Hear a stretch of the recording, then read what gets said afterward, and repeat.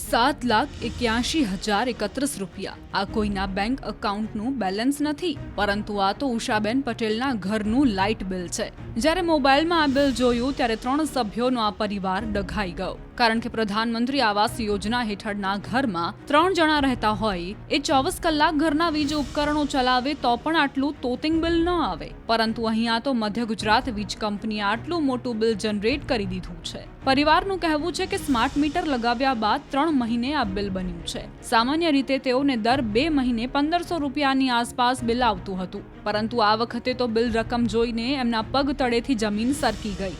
સાહેબો આવીને સમજાવવા લાગ્યા કે એટલું બધું બિલ નહીં આવે। હા, અમારે એવરેજ બિલ 1700 થી 2500 આવે છે। કમ્પ્લેન તો લખાઈ છે, હવે શું જવાબ આવે છે એના પર ને પછી આગળ કાર્યવાહી કરવી પડશે। બીજું મધ્યમ વર્ગની આટલી આવક પણ ના હોઈ શકે અને આટલું મોટું બિલ આવ્યું છે।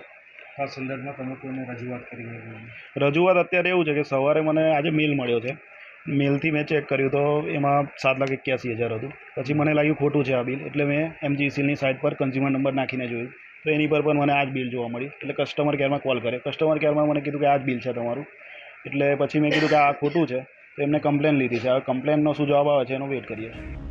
વીજ ગ્રાહકે ધ્યાન દોર્યા બાદ MGVCLએ સ્વીકાર્યું કે ભૂલ થઈ છે। ટેકનિકલ ભૂલના કારણે આટલું મોટું બિલ જનરેટ થયાનો દાવો કર્યો છે અને એ ભૂલ સુધારી નવું બિલ આપવાની ખાતરી આપી છે।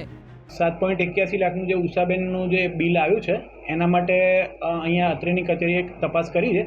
એમાં ટેકનિકલ એરરને કારણે રીડિંગમાં મિસમેચને કારણે આ બિલ બનેલું છે અને એની એ મેસેજ આવ્યો એ પહેલાંથી જ અહીંયા અત્રેની કચેરીએ એ લોકો તપાસ કરી અને એનું યોગ્ય રીતે એને કેલ્ક્યુલેશન કરીને એમનું બિલ જે છે એ અહીંયા સુધારામાં મૂકી દીધેલ છે અને એનું સુધારા કર્યા બાદ આશરે 5,000 જેટલું બિલ થાય છે ભરવાનું, અને એ બિલ એમને સુધારીને ત્યારબાદ જ ઇસ્યુ કરવામાં આવશે। અત્યારે જે મેસેજ જે થયો છે એ સિસ્ટમ જનરેટેડ લોડ થયો છે, પરંતુ એના તપાસ કર્યા બાદ બિલ ઇસ્યુ કરવામાં આવ્યું નથી અને સુધારા કર્યા બાદ જ એને બિલ ઇસ્યુ કરવામાં આવશે। હા, એટલે અત્યારે જે આ સ્માર્ટ મીટરની કામગીરી ચાલે છે ને એની અંદર મોટા પાયે સ્માર્ટ મીટર બદલીએ છીએ, પણ એમાંથી કોઈક વાર ટેકનિકલ એરરને કારણે રીડિંગ મિસમેચને કારણે 1% અથવા તો એનાથી પણ ઓછા ટકામાં હ્યુમન એરરને કારણે આ વસ્તુ થતી હોય છે।